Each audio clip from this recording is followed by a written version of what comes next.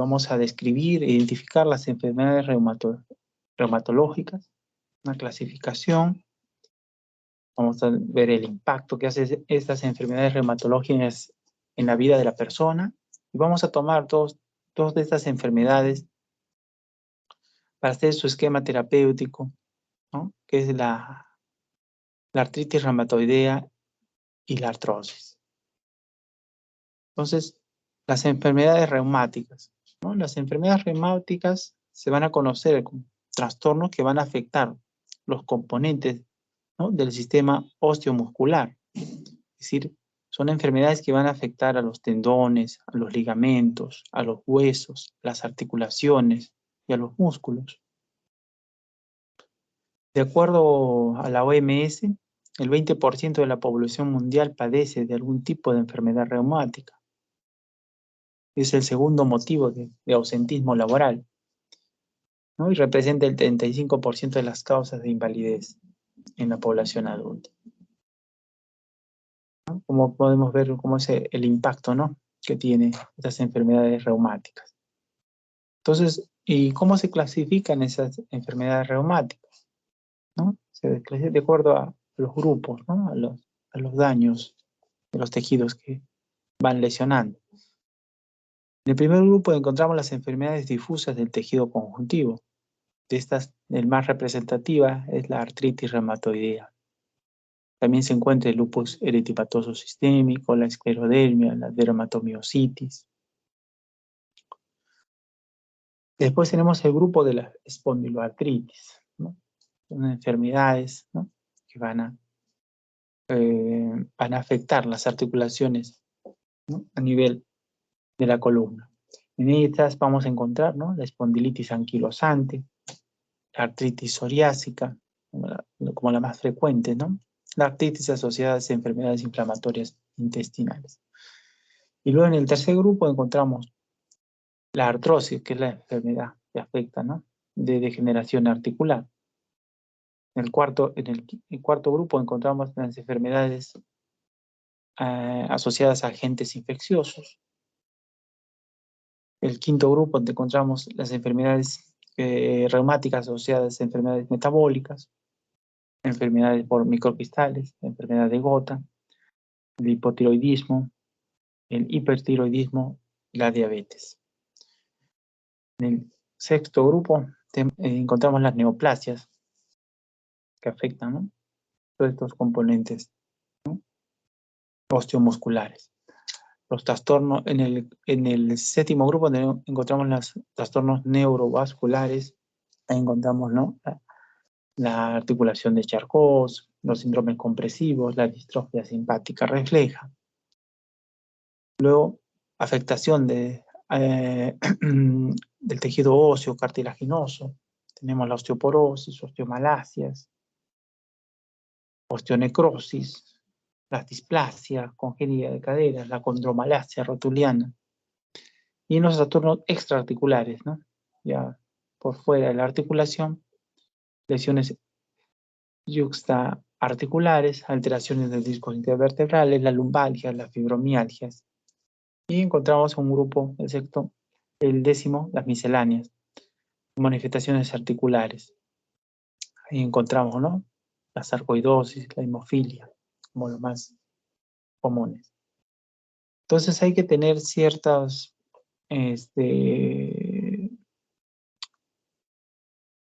conocimiento de ciertas condiciones, ¿no? Por ejemplo, cuando hablamos de artritis, ¿no? Estamos hablando de una articulación que duele y que esté inflamada. Artralgia tan solo es un dolor articular. Dolor articular, ¿no? Con dolor limitado a la articulación, ¿no? Igual que una artralgia. Dolor periarticular, ¿no? El dolor del tejido blando que rodea la articulación. Cuando hablamos de afectación monoarticular, involucra una sola articulación. Oligoarticular, cuando involucra 2 a 4 articulaciones. Oligoarticular, mayor de 5 articulaciones afectadas.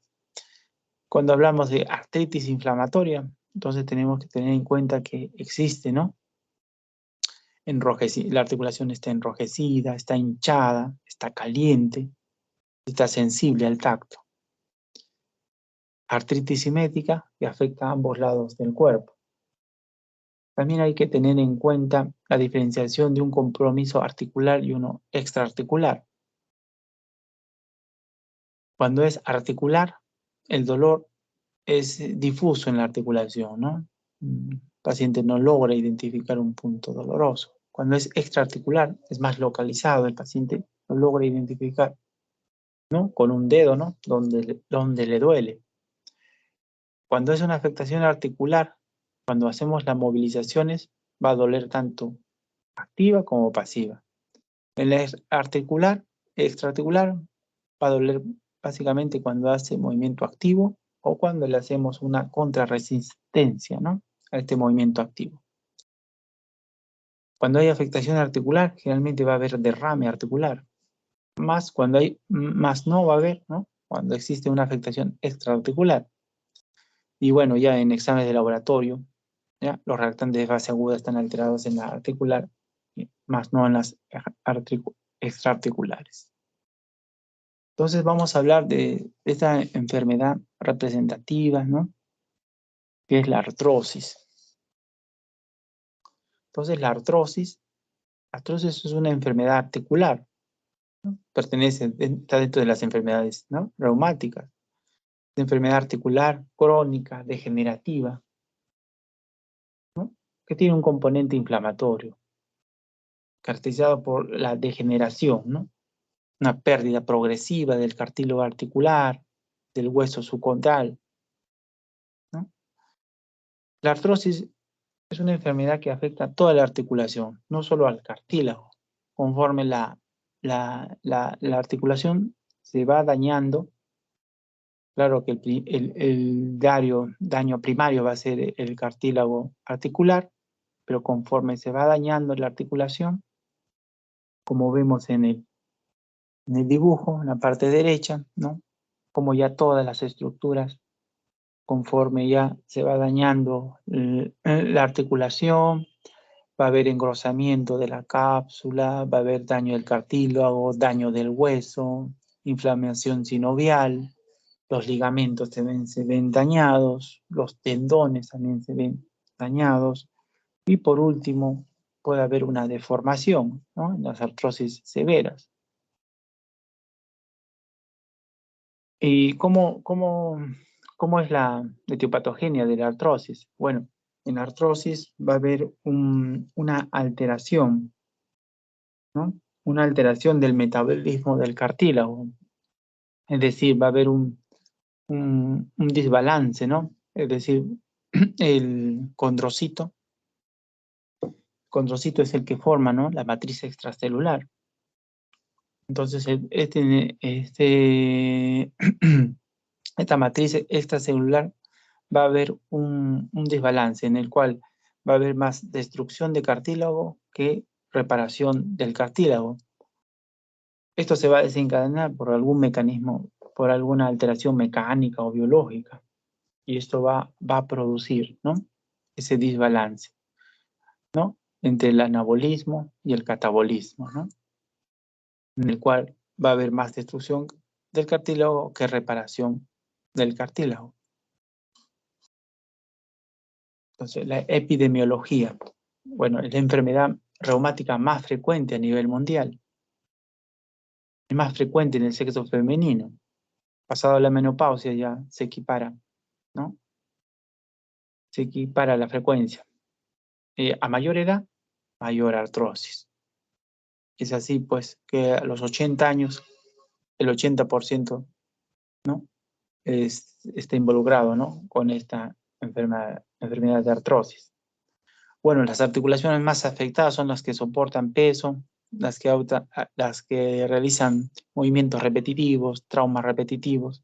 Entonces, las que soportan más peso son pues las rodillas, las caderas, la parte de la columna más móvil, que es la columna cervical, la columna lumbar, ¿no? Y finalmente las manos, claro, ¿no? Constituye la primera causa de cirugía de reemplazo articular.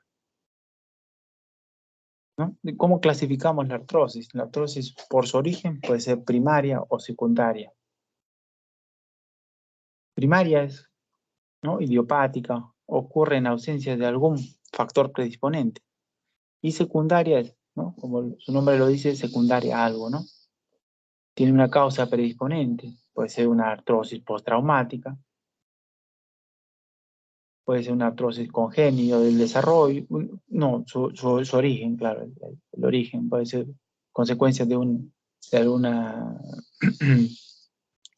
algún daño congénito o del desarrollo. Estamos hablando de la luxación congénita de cadera, que va, ¿no?, involucrar, ¿no?, va a desarrollar, va a permitir el desarrollo de coxartrosis, el alus valgus, la escoliosis, las displasias óseas. Puede ser alguna alteración metabólica, hemocromatosis, que va a dar origen a esta artrosis, alteraciones endocrinas, acromegalia, diabetes, enfermedades por depósitos de cristales, quina de gota, que va a desencadenar, ¿no?, este daño del cartílago posterior, ¿no?, daño de toda la articulación. La clasificación por su distribución. Entonces, la clasificación por su distribución puede ser, ¿no?, de afectación de una sola articulación o puede ser generalizada, una artrosis generalizada. Cuando tiene afectación de una articulación, ¿no?, ¿no?, recibe a veces nombres propios. Por ejemplo, a nivel de la mano, los nódulos de Hebel, nódulos de Bouchard, ¿no?, que es a nivel de las interfalángicas, la risartrosis, ¿no?, que es a nivel de la metacarpofalángica, la primera metacarpofalángica, una primera articulación tarsometacarpiana. La rodilla, la gonartrosis, ¿no?, puede ser el compartimiento medial o lateral o patelofemoral, que la patelofemoral se habla de una condromalacia. La cadera también coxartrosis, la columna vertebral, espondiloartrosis. Y más raramente son las artrosis de los hombros, codos, muñecas, tobillos. Entonces, los factores predisponentes, ¿qué es lo que predispone a que haya artrosis?, ¿no? En el género, la población femenina. En la edad, ya hemos hablado, ¿no?, a mayor edad, mayor frecuencia de artrosis. La etnia, los afroamericanos, más frecuente artrosis de rodilla. Los europeos, más frecuente, ¿no?, a tener artrosis de cadera, artrosis de mano. El sobrepeso, obesidad, claro, se predispone a mayor frecuencia de gonartrosis, ¿no? El factor hormonal, la deficiencia de estrógenos, genéticamente, alteraciones hereditarias del colágeno tipo 2, enfermedades por depósito, predisponen también la hemocromatosis, alteraciones del crecimiento, una mala alineación articular, una dismetría de los miembros inferiores, va a ocasionar artrosis, la inestabilidad articular mecánica producida por traumatismos repetitivos, ¿no? Es decir, deportistas de alto impacto, actividades, ¿no?, con movimientos repetitivos, que va a ocasionar microtraumas constantes que van a ir dañando el cartílago articular. Criterios diagnósticos. Entonces, los criterios diagnósticos tenemos que ver que el dolor, ¿no?, tenemos que valorarlo, medirlo mediante una escala. La rigidez, ¿no?, matutina, que es menor de 30 minutos, a diferencia de la artritis, que no es mayor de 30 minutos. La limitación funcional, que lo vamos a valorar mediante cuestionarios de funcionalidad. La edad, hay que considerar, ¿no?, más frecuente, mayor de 50 años. Estudios de laboratorio solo son para descartar otras patologías o previos al tratamiento. Estudios de imagenología. Entonces, el diagnóstico de artrosis se va a basar en los signos y síntomas clínicos, ¿no?, clínicamente, ¿no?, mediante el interrogatorio, mediante el examen físico, y lo vamos a confirmar mediante una radiografía. Entonces, algunos criterios diagnósticos de evaluación de artrosis a nivel de la mano: hay que evaluar el dolor, la rigidez. Ya habíamos hablado de los nódulos interfalángicos, ¿no?, distales, nódulos de Heberdin, proximales, nódulos de Bouchard. Y hay que valorar la limitación funcional a nivel de la mano, ¿no? En la rodilla tenemos que valorar el dolor, la crepitación, la rigidez, la limitación funcional, la formación hipertrofia ósea, hipersensibilidad ósea, la inestabilidad articular. Se puede presentar tanto en el compartimento, ¿no?, femorotibial como patelofemoral, ¿no? En la cadera tenemos que valorar el dolor, la rigidez, la limitación de la movilidad. Hay un signo que no podemos pasar por alto, que es el signo de Patrick, la maniobra de Patrick, ¿no? Como podemos ver en la parte inferior, ¿no?, cómo lo está ejecutando, ¿no? Se le pide al paciente que lleve su tobillo hacia la rodilla contralateral y se hace una palanca a nivel de la cresta, a nivel de la cadera contralateral, ¿no? Y con la otra mano se hace una compresión, como llevando la rodilla hacia la camilla. Entonces el paciente va a presentar, pues, dolor a nivel de la ingle, ¿no? Eso nos puede indicar, ¿no?, que hay una artrosis, ¿no?, una coxartrosis, ¿no?, a nivel de la cadera. Entonces, a nivel de la columna tenemos que valorar, pues, la presencia de dolor y limitación funcional, rigidez a los movimientos articulares, especialmente, ¿no?, cuando hacemos la extensión. Ahí está más afectada, ¿no?, a nivel, cuando hay una espondiloartrosis, la extensión, las rotaciones. Estudio de laboratorio, no, bueno, se emplea para hacer diagnóstico diferencial, para tener un tratamiento previo. No hay prueba, ¿no?, de laboratorio que nos dé patognomónica del diagnóstico.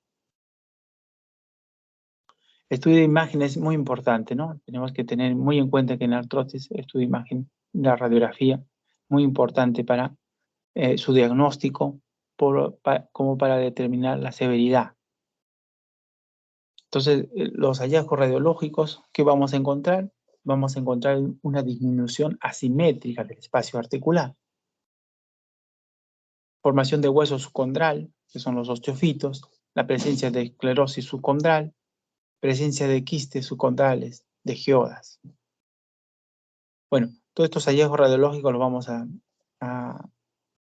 ver más claramente, ¿no?, mediante la escala de Kellgren y Lawrence para la clasificación de osteoartrosis de rodilla.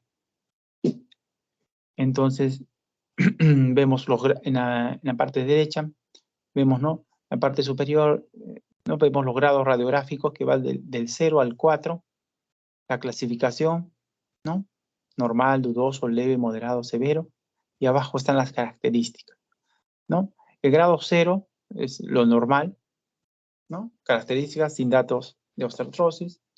El primer grado 1 de gonartrosis, ¿no?, es una clasificación dudosa. Hay microosteofitos, ¿no? Se insinúan osteofitos.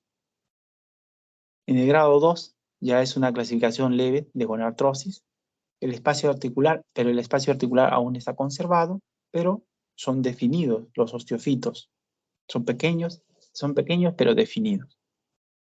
A partir del grado 3 adelante, el 3 y 4, ya hay una disminución definida del espacio articular. Habíamos hablado que el espacio articular, ¿no?, disminuye, pero de forma asimétrica. Entonces puede haber, generalmente el compartimento medial, el femorotibial medial, es el más afectado. Entonces va a haber un pinzamiento a ese nivel, y a partir del tercer grado, ya los osteofitos son múltiples. Y en el cuarto grado, ya hay una disminución severa del espacio articular, a veces desaparece ya el espacio articular, hay esclerosis subcondral, geodas, y hay deformación también en el cuarto grado. Un dato característico de la artrosis es que en más del 50% de los pacientes con artrosis, los hallazgos radiológicos no se correlacionan con la intensidad del cuadro clínico. Es decir, nosotros podemos encontrar radiográficamente pacientes con grado 3, grado 4, ¿no? Es decir, con artrosis moderadas, severas, pero el paciente a veces no, clínicamente no siente dolor, ¿no? No tiene mucha limitación. Entonces no hay una clara, ¿no? En el 50% de los casos no hay una correlación, ¿no? Clínico-radiológica. Entonces, el estudio de imágenes, ¿no? La ecografía, bueno, pues si nosotros sospechamos afectación de partes blandas, podemos pedir una ecografía, especialmente, ¿no? En la rodilla y el tobillo, en la rodilla y el hombro, para descartar lesiones de partes blandas. Como ya hemos visto, en la artrosis no solo va a ser afectado el cartílago articular, la articulación, sino las estructuras yuxtaarticulares, periarticulares, van a estar afectadas también. Entonces vamos a continuar con la otra enfermedad característica, ¿no? De estas enfermedades reumáticas, que es la artritis reumatoide. La artritis reumatoide es una enfermedad reumática, pues, es autoinmune, ya no es degenerativa, es crónica, sistémica, con compromiso poliarticular periférico, es simétrica, que afecta preferentemente articulaciones pequeñas, ¿no? Se va a caracterizar, claro, por proliferación sinovial y daño estructural del hueso y el cartílago y partes blandas. Al final, al igual que la artrosis, va a dañar la articulación y los tejidos periarticulares. Epidemiología, ¿no? La prevalencia estimada a nivel mundial es de 0.24. En América del Sur es 1%, un poco mayor, ¿no? De la media. A nivel mundial, el sexo, la artritis reumatoide afecta más en mujeres. A mayor edad, mayor riesgo, igual que la artrosis. Y el estado socioeconómico bajo, también se ve que hay más en este estado socioeconómico se encuentran más pacientes con artritis reumatoide por menos accesibilidad a los servicios de salud. Entonces, la etiopatogenia. Entonces, la etiopatogenia, ¿no? La vamos a hacer en fases, 4 fases. La fase de iniciación, es decir, hay factores, ¿no? Factores que van a desencadenar, ¿no? Van a permitir, ¿no? Van a desencadenar factores, como dice, van a iniciar esta enfermedad. Y eso pueden ser factores ambientales, genéticos o hormonales, ¿no? Entonces, factores ambientales, ¿no? Estamos hablando de malos estilos de vida, la obesidad, el tabaquismo, el consumo de carnes rojas, algunos agentes infecciosos, como el micobacterias, E. coli, Epstein-Barr, ¿no? Pueden ser los factores de iniciación de esta enfermedad. La herencia influye en el 40% de la enfermedad. Factores hormonales, ¿no? Alteraciones del ciclo circadiano de la prolactina, del cortisol, el hipoestrogenismo en mujeres, el hipoandrogenismo en hombres, puede iniciar esta enfermedad.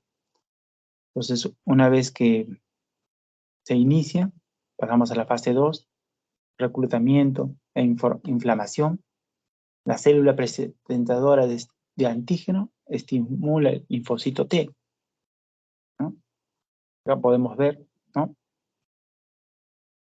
En esta enfermedad el sistema inmunológico, ¿no? En vez de proteger al individuo, va a empezar a atacar los tejidos sanos, provocando inflamación y daño de las articulaciones, ¿no? El linfocito T juega un papel muy importante en esta patología, ¿no? La célula presentadora de antígeno va a presentar, pues, ese antígeno que va a desencadenar la enfermedad y luego ya inicia todo el proceso inflamatorio. Entonces ya estamos en la fase 2, ¿no? El macrófago son los motores de la reacción inflamatoria. Van a producir mediadores que estimulan los sinobiocitos. Una vez que están estimulados los sinobiocitos, ¿no? Va a ocasionar, ¿no? Proliferación sinovial. Va a haber factores de crecimiento sinovial. Y estos sinobiocitos van a producir proteasas. Estas proteasas van a ocasionar destrucción articular. A igual como había en la artrosis, es decir, va a haber también procesos de reparación, ¿no? Reparación, el tejido va a empezar a tratar de reparar, ¿no?, los daños, pero va a haber un desbalance igual. La destrucción va a predominar ¿no?, en los procesos de reparación. Entonces, clínicamente, la artritis reumatoidea vamos a ver, ¿no?, periodos prodrómicos, es decir, puede haber, ¿no?, inicio gradual, insidioso, lento, semanas, meses. El paciente puede estar con astenia, mialgias, febrícula, anorexia, malestar general. Después ya viene, ¿no?, cursa con tumefacción, dolor, rigidez de las articulaciones de forma simétrica, una afectación articular. Y también hay una afectación extraarticular. Entonces, ¿y qué manifestaciones extraarticulares, no? ¿No? Hay el 40% de los pacientes van a tener afectaciones extraarticulares, ¿no?, en generales, manifestaciones extraarticulares generales, como hemos hablado, ¿no? Fiebre, pérdida de peso, fatiga, infecciones, linfadenopatías, a nivel de la piel, ¿no? Los nódulos subcutáneos, a nivel ocular, ¿no? Estamos hablando de epiescleritis, escleritis, nódulos coroideos, retinianos, a nivel pulmonar, pleuritis, bronquiolitis, enfermedades intersticiales, a nivel cardíaco, vasculitis, miocarditis, neuromuscular, neuropatía por atrapamiento, ¿no?, generalmente el nervio mediano, o puede haber una mononeuritis múltiple, hematológico, síndrome de Feldin, síndrome de los linfomas grandes, granulares, linfomas, otras manifestaciones articulares, síndrome de Sjögren, amiloidosis. Entonces, en el diagnóstico tenemos que tener en cuenta que la artritis reumatoidea va a cursar por una fase aguda de crisis. En esta fase aguda de crisis hay un dolor inflamatorio y va a haber fases de remisión, donde el dolor va a ser de tipo mecánico. Entonces, ¿cómo vamos a diferenciar un dolor inflamatorio de un dolor mecánico? El dolor inflamatorio, generalmente es como el de la artritis reumatoidea, en su fase aguda, ¿no? Va a iniciar en las mañanas, ¿no? Empeora con el reposo durante toda la noche, ¿no?, al inicio de la mañana, ya pues tiene el clímax, ¿no?, del dolor a estos pacientes. Entonces, y va a mejorar con movimiento. El paciente con artritis reumatoidea, mientras ya se empiezan a mover, ya va pasando los 30 minutos de la rigidez. No, ellos van a tener rigidez más de 30 minutos. Entonces, pasando ya 1 hora, 2 horas, ellos van a tener ya, empezar a mover las articulaciones, ya van a sentir menos dolor. Y el dolor mecánico es al contrario, ¿no? Aparece al final del día, después de hacer todos los trajines, ¿no? Aparece el dolor, ¿no? Empeora con el movimiento, al contrario del dolor inflamatorio, y mejora con el reposo. Entonces, pero en la práctica a veces es difícil diferenciar estos dos tipos de dolor, a veces no es tan nítido, ¿no? La duración de la rigidez matinal, ¿no?, hay que tener en cuenta, ¿no?, que es mayor de 30 minutos. Entonces, en exploración física, entonces, tenemos que ver, pues, ya en artritis reumatoides avanzadas, podemos ver, ¿no?, en la parte derecha, como vemos esos dibujos, ¿no?, en el cual va a haber, si está en la fase inflamatoria aguda, claro, vamos a encontrar las articulaciones enrojecidas, ¿no? Vamos a encontrar calientes, enrojecidas, dolorosas, ¿no? Calientes, dolorosas, enrojecidas, con limitación funcional. Entonces, y en las fases ya avanzadas de artritis reumatoidea encontramos pues, las deformaciones, como vemos en la parte superior, en la mano, vemos una subluxación de las articulaciones metacarpofalángicas, ¿no?, una desviación cubital, las deformaciones en cuello cisne, ¿no?, de las interfalángicas, deformidad en ojal del pulgar, a nivel del pie, vemos, ¿no? Esas deformaciones, el alus valgus, el dedo en martillo, puede haber nódulos, ¿no? Reumatoides. Entonces, hay que valorar siempre la limitación, la movilidad articular, la existencia de deformaciones, luxaciones, amiotrofias, insuficiencias musculares, contracturas, y siempre hay que descartar, ¿no? Afectación neurológica, porque a nivel periférico, el nervio mediano, el síndrome túnel del carpo, ¿no? ¿No? Relativamente frecuente en artritis reumatoidea, y la articulación de la columna en artritis reumatoidea que se afecta es la articulación atloido-axoidea. Entonces tenemos que ver si hay una compresión, ¿no? A nivel medular por esta luxación. Entonces el laboratorio, a diferencia de la artrosis, el laboratorio es muy importante para el diagnóstico de la artritis reumatoidea. Pedimos reactantes de fase aguda, factor reumatoideo.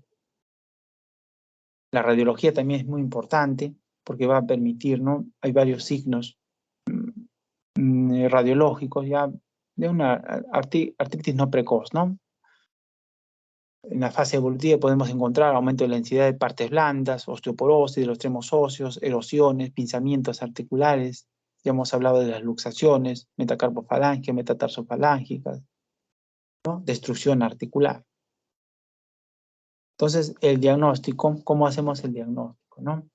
Bueno, la EULAR y el Colegio Americano de Reumatología dan nuevos criterios de clasificación de la artritis reumatoidea, hacer un diagnóstico más temprano, en el cual hay un conjunto de variables y puntuaciones. En la parte derecha vemos las variables, las puntuaciones, en el cual hay varios, ¿no? Aspectos que hay que determinar su puntuación. Uno es la afectación articular, otro es, ¿no? Los exámenes de laboratorio, serológicos, reactante de fase aguda, y otro es el tiempo de evolución de la enfermedad, en el cual en la afectación articular, cuando hay una articulación grande afectada, 0 puntos, ¿no? Cuando hay 2 a 10 articulaciones grandes afectadas, 1 punto, 1 a 3 articulaciones pequeñas afectadas, 2 puntos, 4 a 10 articulaciones pequeñas afectadas, 3 puntos, mayor de 10 articulaciones pequeñas afectadas, 5 puntos. Las que dan mayor puntaje son las articulaciones pequeñas. En la serología tenemos, ¿no? Que si el factor reumatoideo y los anticuerpos contra péptidos citrulados están comprometidos, si tienen si están elevados, ¿no? Una elevación baja, una elevación alta, hay que diferenciar, ¿no? Si tienen 3 veces, no, si tienen menos de 3 veces el valor normal, 2 puntos. Tienen mayor de 3 veces del valor normal, estamos hablando de 3 puntos. Sea del factor reumatoideo o del anticuerpo contra péptidos citrulados. Y en el reactantes de fase aguda, vemos, ¿no? La velocidad de sedimentación globular y proteínas C reactivas, ¿no? Si son normales, 0 puntos. Si están elevados, 1 punto. Y la duración, ¿no? Menor de 6 semanas, 0 puntos. Mayor de 6 semanas, 1 punto. Entonces, y estos nuevos criterios los vamos a emplear en todo paciente que tiene mayor o igual a una articulación con sinovitis clínica y que no se puede explicar por otra enfermedad. Si tiene mayor a una articulación con sinovitis clínica y no tiene explicación por otra enfermedad, tenemos que emplear estos nuevos criterios de clasificación de artritis reumatoidea. Podemos hacer un diagnóstico precoz, ¿no?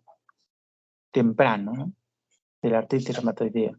Entonces, el diagnóstico, ya hemos hablado, el EVA, números, hay que, a veces, ¿no? Para determinar, ¿no? Pues, el dolor que tiene la paciente, la cantidad de despertares que tiene nocturnos, si le interrumpe el sueño, es un dolor, ¿no? Considerable. Consumo de analgésicos que se emplean, ¿no? el dolor cuando hacemos la palpación de la interlínea articular. Hay que ver también la limitación funcional mediante el índice de Strait-Broker, ¿no?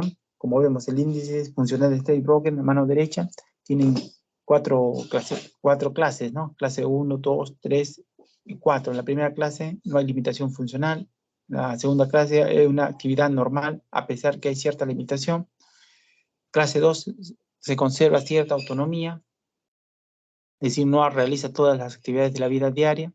Y clase 4 ya es dependiente de una persona, ¿no? Hay que hacer uso también de algunos índices de discapacidad, índices de funcionalidad, para valorar bien, ¿no?, la artritis reumatoidea. El tratamiento. Y bueno, en el tratamiento, vamos a ver el tratamiento en conjunto. Hay objetivos en rehabilitación. Bueno, uno de los objetivos es obtener la remisión o el control de la enfermedad, aliviar el dolor, claro, prevenir, corregir deformidades, disminuir el daño articular, incrementar la estabilidad articular, disminuir el estrés biomecánico, mantener la función, es decir, que el paciente tenga rangos articulares adecuados, fuerza muscular, ¿no? Puede hacer sus desplazamientos a nivel de la mano, puede hacer agarre, pinzas, ¿no? Esto le va a ayudar, esta buena funcionalidad le va a ayudar para realizar sus actividades de la vida diaria, para realizar su trabajo. Se puede usar de usos, se puede hacer empleo de algunos aditamentos para mejorar esta funcionalidad. Aditamentos como las férulas, las ortesis, los soportes, silla de ruedas. Entonces, los objetivos: incrementar la fuerza muscular, como hemos hablado, ¿no? Hacer más eficiente, ¿no?, segura la marcha, ¿no?, el desplazamiento, ¿no?, mejorar la condición cardiovascular. Entonces, el algoritmo terapéutico en la artrosis, ¿no? Acá vemos en la artrosis, ¿no?, primera línea, empezamos con analgésicos, ¿no? El analgésico más empleado, el paracetamol, a dosis de 500 a 1000 miligramos cada 6 horas. Si no hubiese mejoría, ¿no?, hacemos una combinación de paracetamol y le damos algún tratamiento tópico. Salicilato de metilo, AINES tópicos, capsaicina, 2 a 4 veces al día. Si no hay mejoría, entonces podemos emplear, pues, ¿no?, ya los AINES. AINES pueden ser AINES selectivos, AINES no selectivos, ¿no? Si el paciente tiene, ¿no?, si el paciente tiene un dolor leve, sin riesgo elevado de sangrado, entonces podemos emplear AINES no selectivos, pero siempre acompañado de inhibidores de bomba de protones. Los AINES no selectivos, estamos hablando de diclofenaco, ketoprofeno, meloxicam, naproxeno, piroxicam. Y si el dolor es moderado a severo y el paciente con riesgo elevado de sangrado de tubo digestivo, bajo riesgo cardiovascular, empleamos los AINES selectivos, bueno, celecoxib, etoricoxib. Si no hay efecto, ¿no?, empleamos la viscosuplementación, ¿no?, en ambos casos. Y si hay efecto, entonces, un efecto relativo, entonces podemos emplear los opioides también. Y podemos estar, ¿no?, nuevamente aplicando viscosuplementación, ¿no?, después de un año, generalmente se aplica, y puede estar con fármacos. Pero en el caso de que el paciente no mejore, no presente mejoría, continuamos los opioides más un analgésico, y el paciente puede llegar hasta la cirugía, ¿no? ¿Se puede emplear corticoides? Claro, se pueden emplear los corticoides en el caso de brotes inflamatorios, cuando hay una severa, ¿no?, un severo dolor, una severa inflamación, sinovitis, con bastante limitación funcional, se puede hacer la infiltración de la articulación en esos casos, ¿no? Se puede hacer la artrocentesis, ¿no? A veces hay mucho líquido, hacemos la artrocentesis y realizamos la infiltración.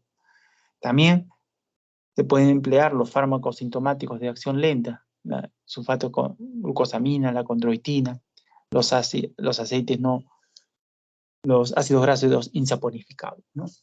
También ayudan, ¿no? En el caso de la artrosis. Muy bien. Tratamiento farmacológico. En la artritis reumatoidea hay que tener en cuenta que el tratamiento precoz y oportuno en la artritis reumatoidea de antiinflamatorios, no esteroideos, glucocorticoides, fármacos antirreumáticos, modificadores de la enfermedad, va a retardar la progresión de las lesiones. ¿Y eso qué va a permitir? ¿No? Que no se dañe mucho y va a brindar una mejor calidad de vida del paciente, ¿no? Teniendo en cuenta que la destrucción de la destrucción articular en la artritis reumatoidea inicia a pocas semanas del comienzo de los síntomas. Entonces tenemos que hacer un diagnóstico precoz, oportuno y un diagnóstico precoz y un tratamiento oportuno, ¿no? Para evitar, pues, ¿no? Evitar que se dañe la articulación. Entonces, en la artritis reumatoidea podemos emplear también analgésicos, AINES, ¿no? A dosis bajas, durante el menor tiempo posible, ¿no? 10 días como máximo, ¿no? Y puede ser selectivos, antiinflamatorios no selectivos como selectivos, ¿no? Como os he explicado. En la artritis reumatoidea se puede emplear corticoides vía oral, más no en la artrosis. En la artrosis no se emplea corticoides vía oral. Se puede emplear corticoides, ¿no? A través de infiltraciones intraarticulares, pero no, vía oral no. Pero en artritis reumatoidea sí se emplea, ¿no? Se emplea generalmente la prednisona, ¿no? Menos de 10 miligramos. Puede ser a periodos cortos para aliviar los síntomas o periodos largos para minimizar el daño radiológico. En los corticoides también, igual que la artrosis, se puede emplear, pero ¿no? Vía intraarticular, cuando hay para un alivio rápido, ¿no? De la articulación. Y las filtraciones en general, ¿no? No se recomiendan que superen más de 3 a 4 infiltraciones al año. Entonces, en la artritis reumatoidea también hay que tener en cuenta, ¿no? Que se debe emplear fármacos antirreumáticos modificadores de la enfermedad, ¿no? Que estos fármacos van a enlentecer, detienen la progresión de la enfermedad, ¿no? Van a promoviendo la apoptosis de los linfocitos activos, tienen efecto antiinflamatorio, efectos de modulación de citocinas, y los más conocidos van a ser el metrotexato, la leflunomida. En el caso de que no se haya conseguido el objetivo terapéutico con los fármacos antirreumáticos modificadores de la enfermedad, podemos considerar la terapia biológica. Entonces, si se le ha empleado, ¿no? Los fármacos antirreumáticos modificadores de la enfermedad, puede ser con corticoides, ¿no? Se ha empleado metrotexate, o se ha empleado leflunomida, o se ha empleado la combinación de esos a dosis óptimas, no se ha conseguido efectos, entonces hay que pensar la terapia biológica, ¿no? Y la terapia biológica, ¿no? Fármacos más conocidos, pues, ¿no? Infliximab, rituximab, tocilizumab, ¿no? Los más conocidos de todos ellos, ¿no? Y las dianas terapéuticas más comunes van a ser las citocinas, las células B, las moléculas coestimuladoras, ¿no? ¿no? La educación es muy importante, ¿no? La educación es muy importante, explicarle al paciente en qué consiste su enfermedad, en qué consiste su tratamiento, va a permitir tranquilizar al paciente, va a permitir que haya mayor adhesión al tratamiento. Y esta mayor adhesión va a permitir un mejor control de la enfermedad, ¿no? Un mejor pronóstico más favorable, ¿no? Vamos a impedir que el paciente abandone su tratamiento, ¿no?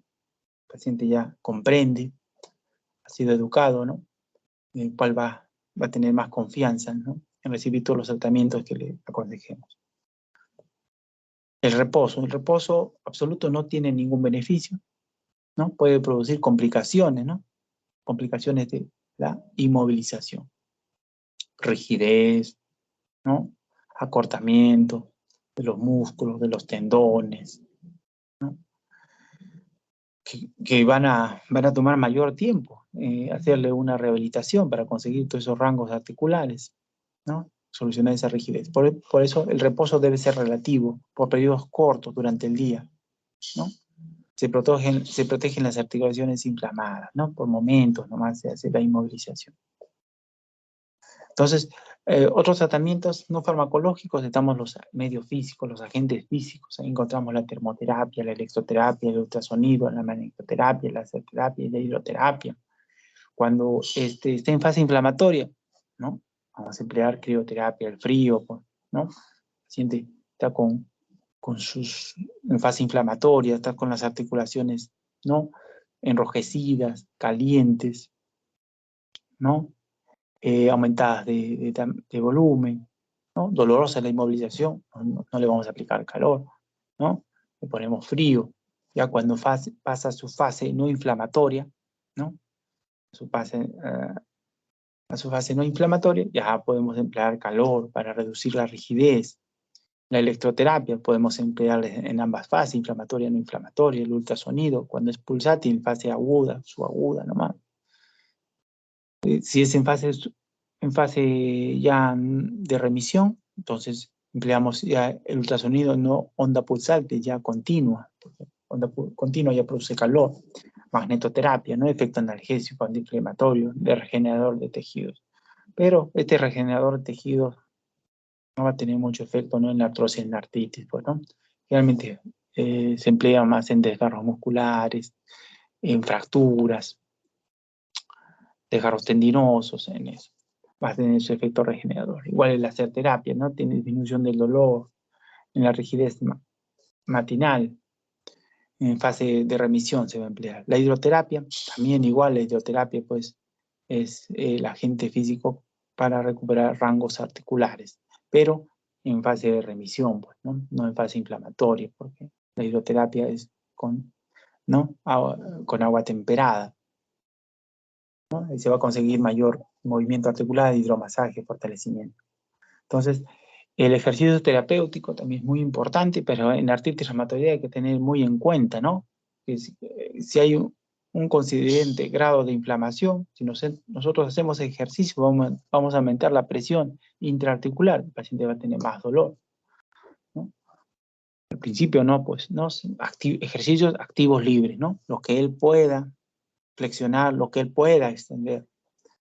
Ya conforme ya va pasando a la fase de remisión, ya podemos hacerle otro tipo de ejercicios, ya. Otro tipo de ejercicios ya podemos hacerle ejercicios ya pasivos, nosotros vamos forzando, para recuperar el movimiento articular, empecemos a fortalecer ya. Entonces hay que tener en cuenta también las alteraciones biomecánicas, ¿no? Es decir, cuando hay deformación, pues, ¿no? Hay que tener en cuenta las deformaciones también. Para el ejercicio físico no podemos forzar mucho.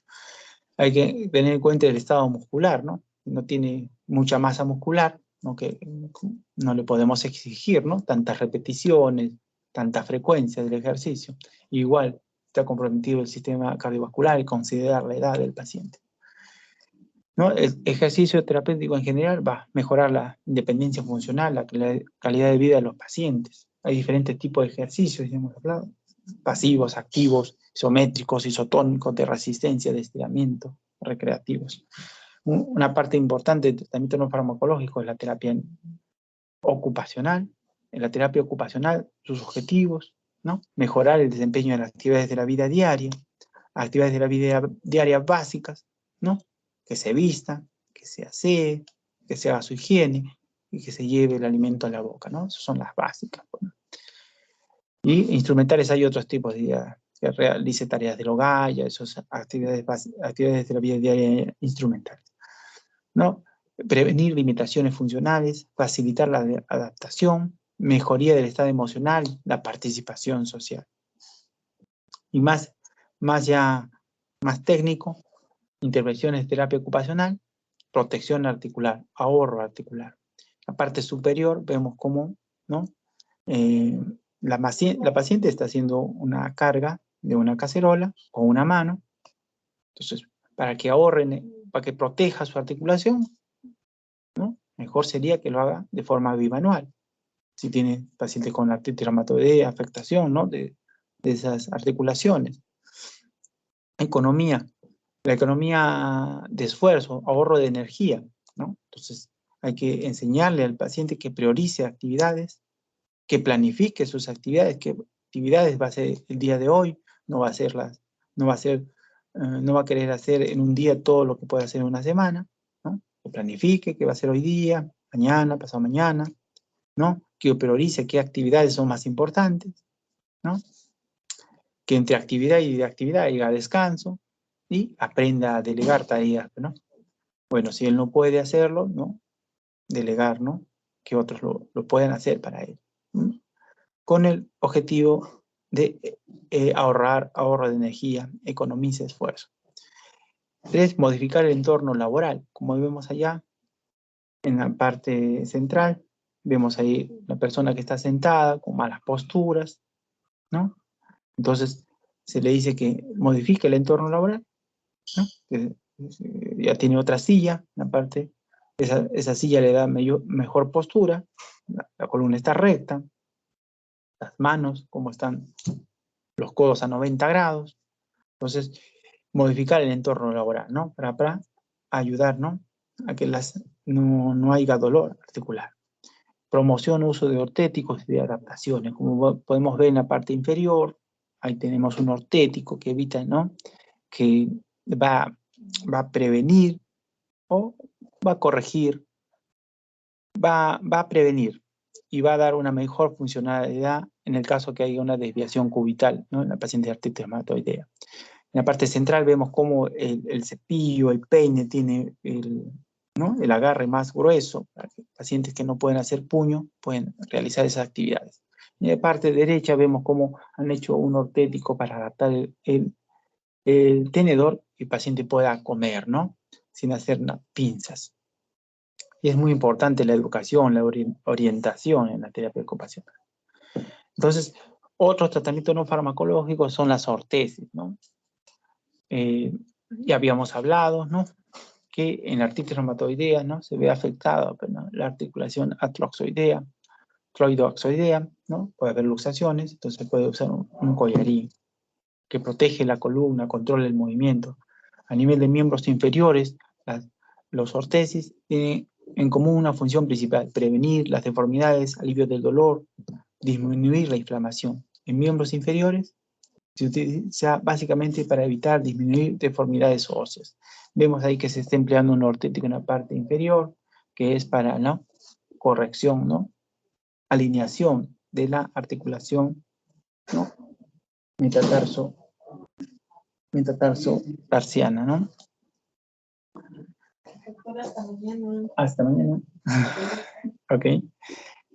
Entonces, continuando, es muy importante en pacientes con artritis reumatoidea, ¿no? Los zapatos y sus modificaciones. Como hemos visto, a nivel de artritis reumatoidea va a haber varias deformaciones, como el juanete, los dedos de martillo, va a haber dolor, va a haber pie plano, dolor en los talones, nódulos tiroideos, dolores como metatarsialgias.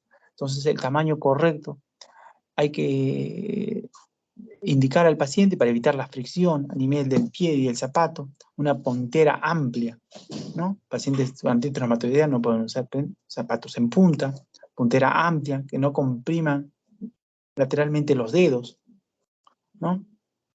Una caja de los dedos alta, es decir, sea la parte del empeine, ¿no? Sea más alto, ¿no? Porque una escotadura amplia y el cierre que involucre velcro, material elástico, ¿no? Que sea fácil, ¿no? Que no tiene que usar tanto pinza, ¿no? Como lo tiene que usar con los agujetas, con los pasadores para hacer el nudo, ¿no? Entonces el contrafuerte, la parte posterior del zapato tiene que ser firme para dar estabilidad al tobillo. El material debe ser blando, semiblando, el cuero guante, permite la flexibilidad y la adaptación del zapato al pie.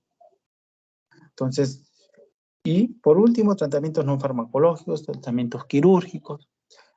Ya habíamos hablado, ¿no? La afectación de la articulación atroaxial. Cuando hay subluxación atroaxial mayor de 9 milímetros, indicación de cirugía. Cuando esta luxación, subluxación va a producir un canal medular menor de 4 milímetros, cirugía. Si va a producir invaginación basilar, también hay que hacer una artrodesis. Entonces, enfermedades reumáticas, la cirugía en extremidad superior también se emplea. En el caso, por ejemplo, del hombro, cuando hay un dolor intratable y gran pérdida funcional, ¿no? Se va a emplear sinovectomías, artroplastías. No va a haber la artrodesis, ¿no? El hombro, ¿no? Muy importante el hombro, la articulación más móvil del cuerpo. No vamos a artrodesarlo. El codo. En el codo, si hay sinovitis reumatoidea que causa rigidez, puede emplearse sinovectomías, artroplastías en la muñeca. En el caso de que haya sinovitis dolorosa, puede emplearse sinovectomías.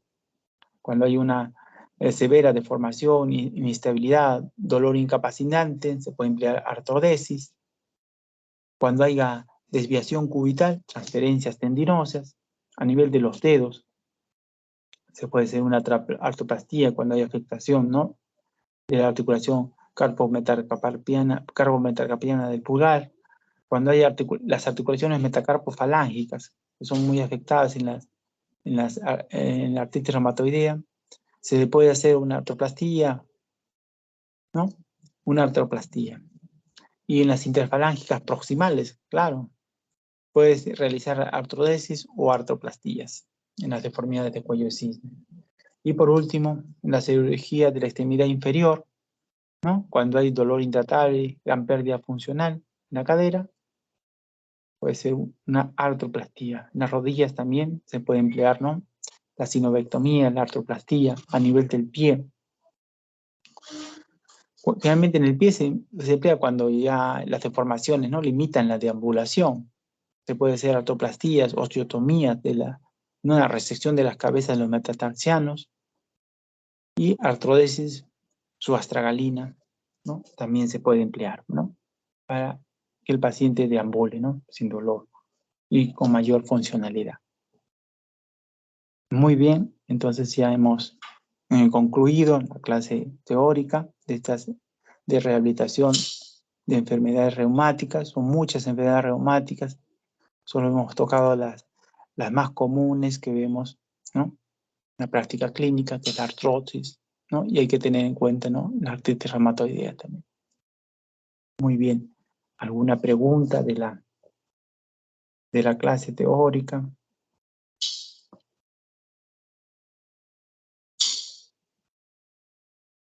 Parece que no hay preguntas, doctor. Ha estado clara la clase. Ah, ok. Entonces, vamos a dar por concluida la clase teórica. Y bueno, yo los voy dejando para que puedan hacer sus otras actividades. Muy agradecido por su Muchas presencia. gracias. Buenas noches, doctor. Gracias. Buenas noches. Gracias, doctor. Ok.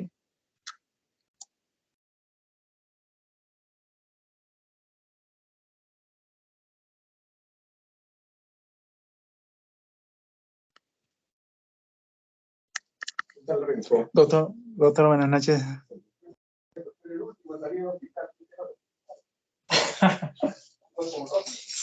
No, Rodney me gana.